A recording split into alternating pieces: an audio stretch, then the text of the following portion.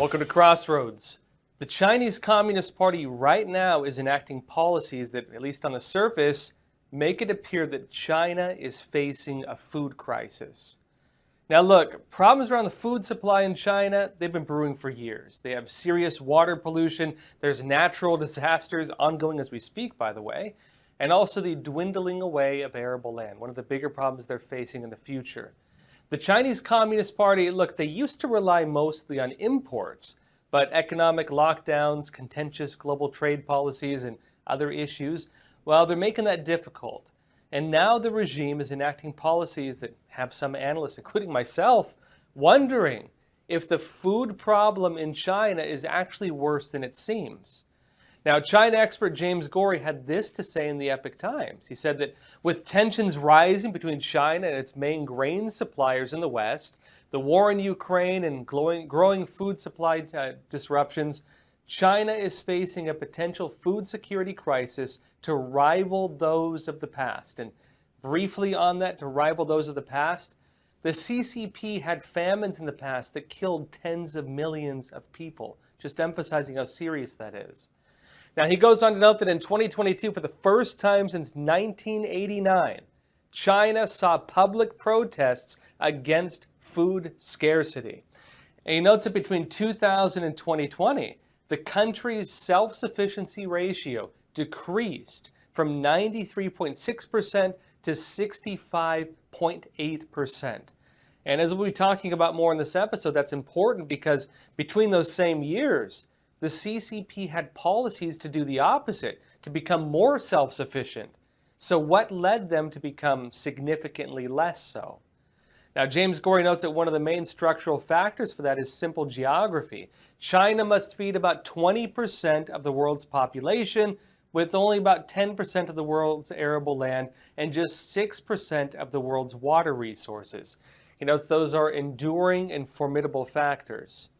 Now on this, he goes on to mention some of the main causes of the famines in China in the past. The biggest cause is being farm collectivization policies. That was a CCP policy. The regime's misallocation of land and resources, and then, well, unpredictable issues like floods and droughts. And what's particularly concerning right now in China is that all of the old factors, all the things that previously led to famines and mass death, all of them look like they're coming back right now as we speak. And the Chinese Communist Party is actually facing additional problems to that, which are likely to damage food supplies. Now look, to get around all these things, the CCP has become the world's largest food importer. And it's also moved to buy up farmland abroad, including right here in the United States. You might have heard the stories about it. China's buying farmland right here in America. But it's not just here, it's also South America, it's in Asia, it's in Africa.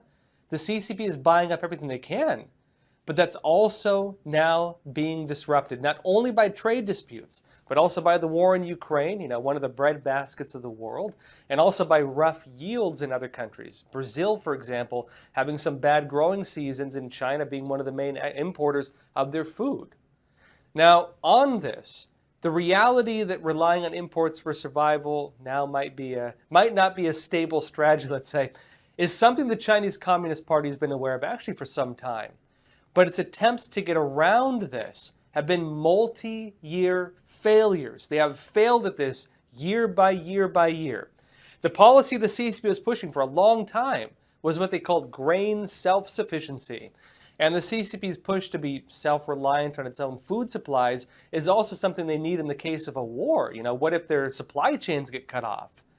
Now, there's some speculation this could also be one of the reasons why the CCP is pushing its policies for food independence, because they're afraid if they do go to war, well, how are they going to feed their population? Back in 2013, the Chinese Communist Party started realizing that moderate food imports were needed to keep the country fed. But at the same time, it was also understood that if the war were to break out, say if they invaded Taiwan, for example, or if supply chains got disrupted, take COVID-19, then the food supply in China would be disrupted as well. They would not be able to import the food they would need to feed their population. Now, this led the CCP to create a new program for grain self-sufficiency, as we were discussing. And this is something they've gone back and forth with over the years as they realize it's not viable and then keep trying to make it viable. In 2015, China Economic Review said this. They said, in practice, though, these policy bombshells have proved more bluster than boom. Officials recognize that China's grain sector is subject to policies that encourage overproduction, inefficiency, wasted stockpiles, elevated prices, and perversely, mounting imports of the same crops the country already has too much of as prices abroad fall. It notes they also remain hamstrung by political tradition, fear of overdependence on imports, systematic momentum around the country's contradictory interests of the country's rural and urban regions, and they note the result is regular tides of conflicting policy overtures, muddled further by jargon and arcane categories that obscure what self-sufficiency actually means. And despite loud calls for modernization, government insistence on continued supply without regard for demand could prove unsustainable. A common problem with communism, by the way, is that the communist system tends to direct things from the top. They don't take the needs at the bottom into account when they make these blanket policies. And we're seeing that happening in China right now. The programs in China, well, they often led to serious environmental damage because they were trying to get so much out of the land that couldn't really yield what they needed. And they also weren't usually sustainable in terms of business either. They were growing the easy stuff, not the hard stuff. And because they were growing the easy stuff, well, they had too much of that and not enough of what they actually needed. But look, to keep the supplies going, what did the Chinese Communist Party do? Well, it pumped up its grain numbers by doing, well, turning to soybeans and corn. But that also had other issues because you kind of only use that to feed animals for the most part. In 2023, Voice of America said this. According to the news report, China's annual grain output exceeded 695 million tons this year, according to the CCP, by the way. They note that the Ministry of Agriculture and Rural Affairs announced that in 2024, China's overall goal for grain production is to stabilize the production of grain rations, corn, and soybeans to ensure grain output in 2024 remains above 655 million tons, according again to China's Central Television, their state-run media, by the way, on December of 24. However, it says other official data show that self-sufficiency in food rations, that's one of the key parts here, does not equal having enough self-produced food to feed the entire population. And why is that? Well, they say it here. Rations, and that's what they're calling them, rations, usually only refer to rice and wheat. But broader foodstuffs such as corn and sorghum and legumes, well, still need to be imported in large quantities. In other words, the stuff people actually are eating in China, they have to get outside of China. And they're growing the easy stuff inside of China. Now remember, the numbers from the CCP have historically not reflected the actual data. This is one of the things that's been true for most of the CCP's history. This was especially true, notably, during the Great Leap Forward, something very important to know about. That was, of course, one of the major CCP initiatives to have all the peasants go and become farmers and increase food yields, and led to tens of millions of people starving to death, as we'll talk about soon. But it also appears to be true now, frankly, because they're repeating those same policies. Yields in China are often less than what gets reported. And for example, what's being reported still falls below what the country needs to sustain itself. While they report the number, hey, we have enough food, the central authorities say you don't need any more food since you have more than enough, and then people starve to death. The real data on the success or failure of the CCP's grain self-sufficiency program does not appear to align with the Communist Party's narratives. Not only that, but because of some of the farming issues in China, grain tends to cost more there than it does even in first world countries. You can get grain cheaper in the United States with our economy than you can in China. In 2023, Geopolitica noted that notably, China's agriculture has been marred with low efficiency, as according to statistical data, the average production cost of rapeseed, for example, is twice that of Canada. And the average yield of spring rapeseed is 70% of Canada's. They can't produce the same amount. Likewise, it said the average cost of soybeans, one of the main things they produce in China because it's easy and they can grow in their ruined land. Even in China, it is 1.3 times that of the United States in price. And the yield, they say, is less than 60% of that of the United States. Researchers said that around 30% of all farmland in China suffers from soil erosion, while an additional 40% is at risk of turning into deserts. Add that up, that's 70% of their farmland at risk of going away, and even that is reduced from what it used to be. And even that was not enough to feed the country. And note that Xi Jinping expressed concerns over the fast degradation of farmland. And what did he do? Well, it says that he sought that the total farmland does not fall below the red line of 120 million hectares. And disruption of global food supplies, they say, is harmful to China, which it witnessed during the COVID-19 pandemic and the Russia-Ukraine conflict. And notes that as Xi Jinping acknowledged, the Ukraine conflict showed, quote, the extreme importance of food security. They're feeling it. Now look, despite this, the CCP kept the policy of grain self-sufficiency in place, even though the policy is not working. And part of this is being caused notably by, again, global conflicts and disputes. In 2023, the Hendrik Foundation noted that as China became more integrated with global markets, it has mixed this policy with greater openness towards international markets for food imports. But now, it says last year, the government, the CCP, appears to have reversed course and is renewing and amplifying its policy emphasis on achieving high degree of grain self-sufficiency. They're not getting off it. It notes that in President Xi Jinping's speech during the Communist Party Congress last year, which was at the time 2022, Xi Jinping stressed that China will make sure that the country's food supply remains firmly in its own hands. He promised, quote, strict protection of the farmland, strong support in agricultural research and development, particularly seed technology. You might remember, for example, Chinese spies were trying to steal GMO corn seeds from America that can grow in regions that don't have enough water. And of course, they had other measures as well they were calling for. In addition to this, it says, Xi Jinping called food security a top national priority, one of the biggest issues the CCP is facing. It notes the Chinese government swiftly introduced new policies emphasizing China's need to grow more of its own crops. It notes that in February 2023, China unveiled its #1 central document for that year, its annual manifesto on state agricultural policy. And it notes that for the first time that year, right? A grand new goal, striving to become an agricultural superpower, was set down in the document. So what's been the result of that goal of becoming an agricultural superpower? Well, it's the opposite of what they aimed for. They're not self-sufficient by any means. Actually, it's gotten worse. The Chinese Communist Party is increasingly relying on imported food. Now, I'll be talking more about this after a quick break. Welcome back.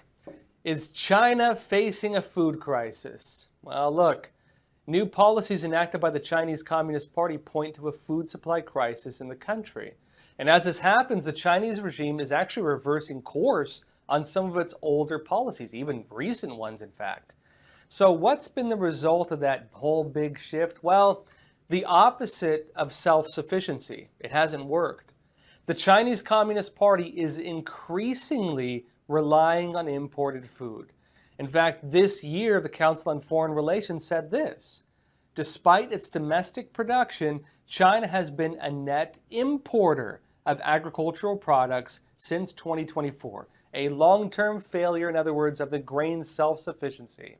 They note that today, and this is this year, it imports more of these products, including soybeans, corn, and remember those are the two main things they're growing domestically, as well as wheat, rice, and dairy products, than any other country, any country on earth. And notes that while the Chinese government improved its national food safety standards in 2022, and that's important because that's one of the main reasons the Chinese people don't want to buy domestic food, is because it's not safe. They think it's tainted. And so they claim to improve the standards of it a couple years ago. It says the country's prolonged lack of strict food safety regulations has allowed opportunistic domestic producers to produce unsafe and toxic food. Several deadly food safety scandals of the past 2 decades have hurt Chinese people's trust in local brands, leading them, it says, to prefer foreign ones. They'd rather buy outside of China. And notes that additionally, imports tend to be cheaper than local options because of higher costs and lower efficiency to grow certain food products in China. Now, despite this, and despite the evidence that the previous attempts at grain self-sufficiency, well, just didn't work, the CCP is now looking to expand the program. They're making it bigger. It's no longer talking about grain self-sufficiency. The new narrative is absolute self-sufficiency. That's what they're saying now.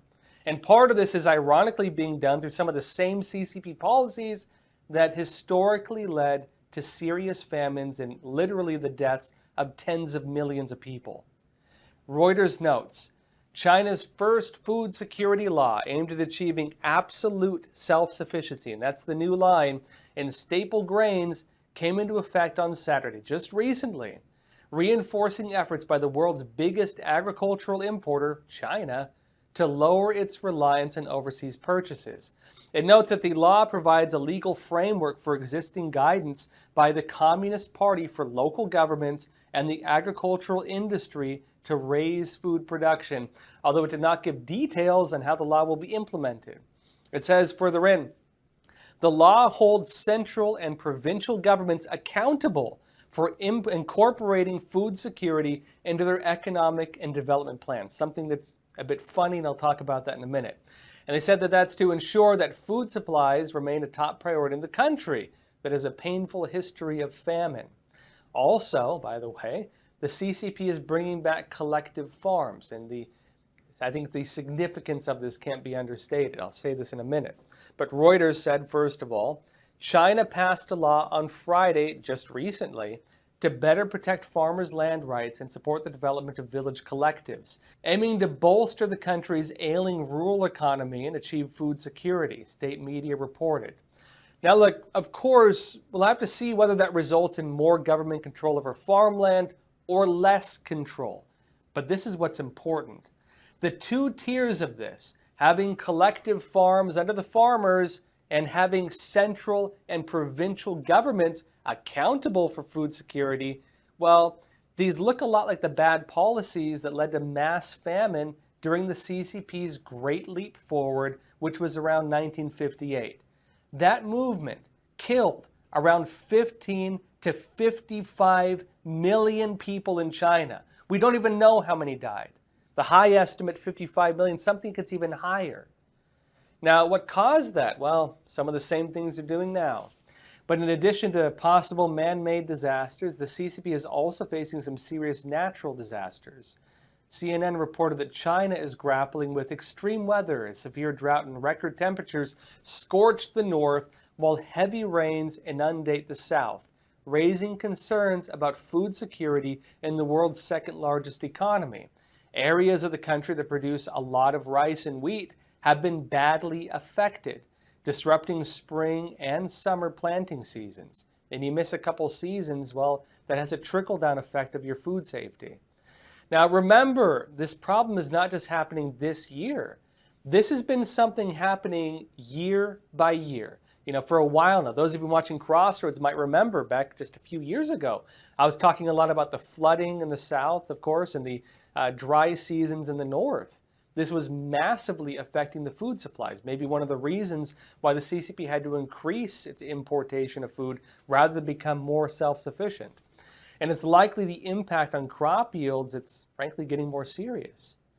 And the other problem is, well, there's not much chance of us actually learning how bad it actually is. We don't actually know how serious this is because, well, information like that would be considered banned speech under some of the CCP's new security laws. And what happens when local governments are placed in charge of food supplies? Well, they risk punishment if they say that food supplies are not enough. Well, what happens then if They run out of food. They don't have enough food and they can't even say it. Well, then you run into some of the same problems that the Chinese Communist Party was facing during the Great Leap Forward. Because what happened? Aside from the fact that they took pretty much the whole country and put them on collective farms, and most of them didn't know how to farm, and they had other bad policies like, for example, melting down their farming equipment for iron and so on. You also had the issue where local governments were put in charge of it, and they lied about food supplies because they didn't want to be killed for saying otherwise. What happened then when they lied about having, greater yields than actually were taking place? Well, that led to grain supplies not being allocated to feed the people. And what happened then? Well, people starved to death by literally the tens of millions. They're repeating all these same things. And even aside from all this, a food crisis in China has been brewing for a long time. One of the biggest issues the CCP is facing with crops is the fact also that China is just losing arable land. A lot of this has to do with the loss of its black soil regions and also expanding deserts. In 2017, and this has been reported for years now, Bloomberg reported at the time the breakneck pace of the country's development brought some nasty side effects. Tracts of prime land were swallowed by factories. Fields were polluted by waste or by farmers soaking the soil in chemicals. The country became a byword for tainted food, from mercury-laced rice to melamine-infested milk powder. So how can China produce enough safe food for its growing population if they all start eating like Americans? Well, the simple answer is it can't. They note further in, China lost 6.2% of its farmland between 1997 and 2008, according to a report by the United Nations Food and Agriculture Organization and the OECD. It notes as well that local governments continue to swallow fields for more profitable real estate developments. Now, they say as well that more alarming for the nation's planners are reports that almost 20% of China's remaining arable land is contaminated. Then there's the problem, of course, in the black soil regions in China's northeast. In 2022, Bloomberg reported the black soil region became critical to feeding the growing population in China. And in the following decades, the demand for arable land also grew. In the 10 years from 1990 to 2000, for example, the 3 provinces of northeast China added 2 million hectares of farmland. And today it says the northeast regions generate as much as 50% of China's Jacopina rice crop, and 41% of its soybeans and 34% of its corn. Most of their food comes from that region, in other words. But the expansion of farmland has come at the expense of millions of hectares of forest, grasslands and wetlands, and the increasing exposure to wind and rain has led to erosion. In the 1950s, it says, the soil was so rich that a pair of chopsticks would sprout in it, locals said. It notes that now the organic matter in the soil has fallen by as much as 75% in some areas.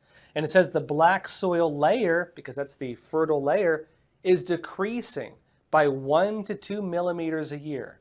They note that researchers at the Chinese Academy of Sciences estimate that soybean production, one of the things they're falling back on because it's one of the only things that can grow in some of these regions, even that, they say, will fall by 40% to 60%, and corn could barely grow in the region in the most extreme scenario. All its black soil is stripped away, it says, no matter how much fertilizer is used. They can't fix it. Then there's the issue, of course, of water pollution. The Guardian reported in 2017 that, quote, in China, the water you drink is as dangerous as the air you breathe. And remember, the air in China is toxic in most places. People wear face masks because of it. Now, while the soil and water affect the crops, the other problem really is that animals for meat also happen to drink soil and consume that food. And if you're giving the animals polluted food and water, or if you go even further by trying to cut corners, for example, and give them tainted products, well, what happens? You might start running into problems like serious diseases in the animals. And we're actually seeing that as well.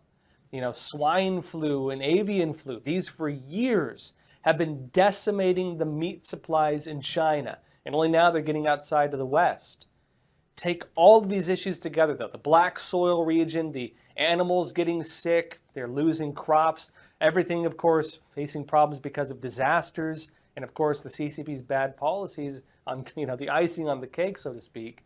Take all of these together. The Chinese Communist Party does not grow enough food to feed its people. Pollution and diseases are leading to poisonous food. Local food is not affordable. It costs more to buy it locally than even from America. And the economy is also not doing well. People have less money. Old policies, they destroyed some of the limited arable land that China had. And what remains is allegedly already tainted. It's too polluted to grow anything in. And even that remaining farmland, notably, is being worn away by disasters and problems of the fading black soil region. And the CCP's solution to all this, well, it's to bring back policies that frankly sound a whole lot like the things that already failed in the past. Doubling down on its communist system and failed policies that just several decades ago, in the memory of many Chinese people living today, killed tens of millions of people. It seems very real right now that China is facing a food crisis.